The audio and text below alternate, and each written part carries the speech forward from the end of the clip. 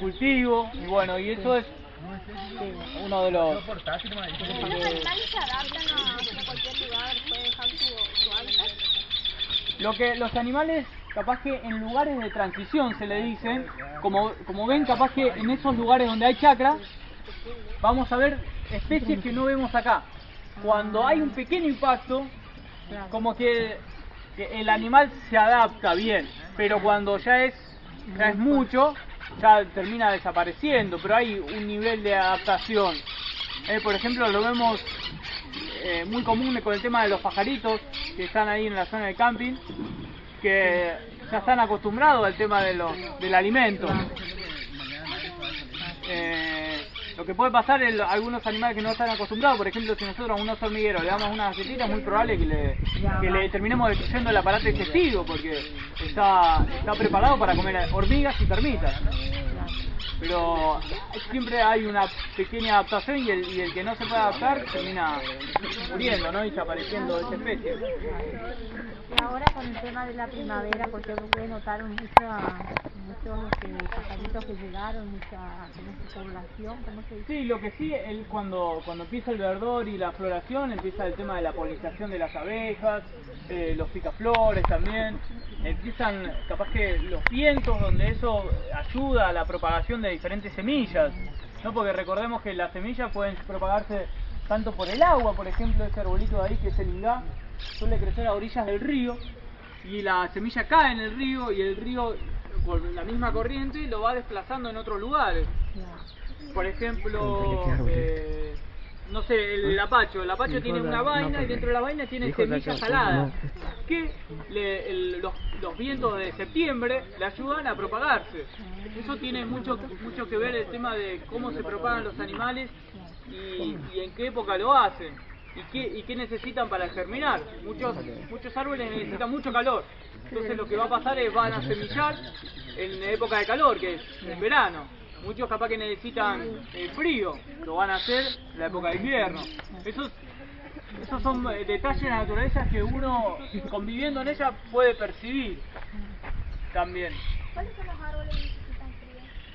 Porque la mayoría creo que necesita el calor de... Por ejemplo, tenemos, bueno, después van a ver un mapa de la Argentina, donde se divide el país en distintas ecorregiones. Según el ambiente, ¿no? El clima determina mucho qué especies están en cada lugar. El suelo también determina mucho. Por ejemplo, hay una franja que se llama bosque andino patagónico, que es la parte de Bariloche, la parte de la cordillera, que esas plantas bloquean en el frío, ¿no? Como después de fríos intensos, como que activa las semillas solamente. Muchas plantas lo hacen en lugares muy secos. Muchas plantas lo hacen en lugares donde hay 0 grados o bajo cero también. Eso depende también del clima. En eso vas a tener árboles adaptados capaz que a temperaturas, no sé, de 0 grados un poquito más. Pero si viene una helada es muy probable que lo termine. Si viene una helada continua y frío, mucho frío durante mucho tiempo, es muy probable que muchas especies mueran. Porque están adaptados más a la humedad de ese lugar y al calor. ¿Ok? ¿Preguntas? ¿Cómo se llama este árbol? Ese se llama algarrobo paraguayo, o Prosopis hasleri, que es el nombre científico. Con el tema de los nombres científicos, los árboles y los animales tienen nombre científico, para poder uno ir a donde sea, por ejemplo a otros países, y se habla de la misma especie. Por ejemplo, si vos cuando venís, por ejemplo, a trabajar, lo que me pasó acá, me dicen, ¿cómo me pregunto este árbol? Y me dicen algarrobo negro. Otro me dice algarrobo paraguayo. Y yo voy a La Pampa, me dicen algarrobo negro, algo parecido a algunos algarrobos de ahí. Eso pasa con los nombres comunes. Por ejemplo, el chaguarundí, también se le dice gato moro. El Prosopis nigra y el Prosopis alba, que son algarrobo blanco y negro. Claro. Esos son los más comunes en la Argentina. Sí, sí. Después está el caldén, hay diferentes algarrobos, pero acá está el Prosopis, el algarrobo negro, el algarrobo blanco y el algarrobo paraguayo. O sea, en esta zona solamente esta especie, ¿no es cierto? Porque más hacia el oeste de Formosa... Claro, hay uno más gordito, otras más especies va a tener. de algarrobo, sí, es más el tronco es más grande. Y No, las hojas también, fíjate que son Las diferentes. hojas. Sí. ¿Qué están dando de geografía ahora? El relieve. No, todavía no llegamos a la parte de biomas y... ¿Relieve están Sí. Lo dando? último que vimos el relieve. Bien, acá se Relieve, encuentran clima. en una zona de 65 metros sobre el nivel del mar. Está el pico más alto de la Argentina. Es una montaña que saben el nombre. ¿A dónde van, chicas? Empieza con A. Vengan. No, Ey, es vengan. como un cordón, así es como un conjunto de montañas. Hay una montaña que está en Mendoza, Aconcagua. ¿Saben la medida de la Aconcagua? No, tiene alrededor de 6.900 metros.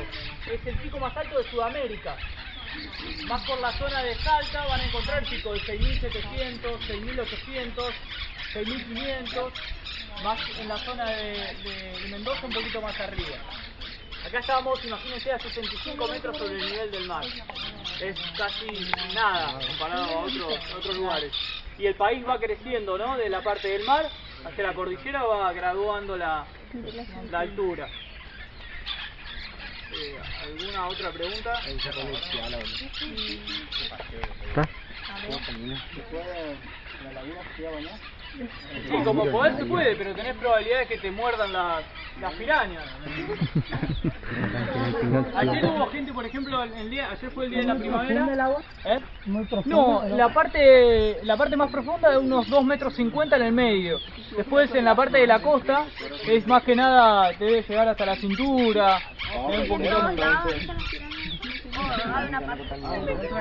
Mire, nosotros lo que tenemos certeza es que el lugar donde están las pirañas es donde hay mordidas. Nosotros no sabemos si se encuentran en diferentes lugares porque no solemos pescar, pero se encuentran distribuidas. Las condiciones favorables son esta zona, ¿no? Donde tiene alimento propiciado la mayoría de las veces por las personas. También como que eso se autorregula por los yacarés, porque los yacarés se alimentan de las pirañas. Entonces capaz que si nosotros alimentamos a las pirañas generamos que suba la población de pirañas y capaz que suba la población de yacaré. Eso puede generar otro desequilibrio también. ¿Preguntas? No. Bueno, mi trabajo además de acá es apoyar a la investigación. Por ejemplo, vienen investigadores a estudiar un determinado lugar o una determinada especie. Lo que hacemos nosotros es colaborar con ellos, es llevarlo al lugar o ayudarlo en los estudios que tienen que hacer. Otro es el control y vigilancia, tanto social, lo que decimos, el tema de la caza furtiva, como ecológica, y si vemos alguna presencia de algún animal o alguna distorsión en el ambiente, solemos informarlo, bueno, y los técnicos determinarán qué hacer. Y otro es esto, educación ambiental, es la charla a las escuelas. Solemos ir a la INEC, a las escuelas cercanas, a dar diferentes charlas sobre el Parque Nacional y la importancia de conservar la naturaleza en estos lugares. ¿Y cuántos son ustedes más o menos? Que trabajan acá. Nosotros acá somos 5 y en Esteropoí son alrededor de 8. Lo que sí es, por ejemplo, yo hice la escuela en Embalse de Río Tercero y a mí me trasladan a diferentes parques, y también están los otros guardaparques que viven en la zona y que son como los vaquianos, serían los conocedores del lugar, que viven en casas cercanas al parque. O sea, ustedes son guardaparques, así es del título de Nosotros ustedes. somos, sí. ¿Ustedes estudian cómo estudian una carrera? ¿Cómo Sí, es una carrera que está en Embalse. Ah. Ahora la última modalidad va a ser de 8 meses, donde hay una preselección por currículum, un examen, y los requisitos son ser menor de 29 años, tener 29 o menos, tener un título terciario o universitario, o haber trabajado entre 3 y 6 años en áreas protegidas. Sí. ¿Cuántos metros cuadrados tiene 52.000 hectáreas tiene. Sí. 52.000 hectáreas. ¿Se acuerdan de la ley que lo estuvieron viendo? Me parece que... ¿Cómo, profe? 52.000 la ley que dio origen al parque, ¿se acuerdan? ¿Cuál era? Medina. Allá David, ¿cuál era la ley que dio origen al parque?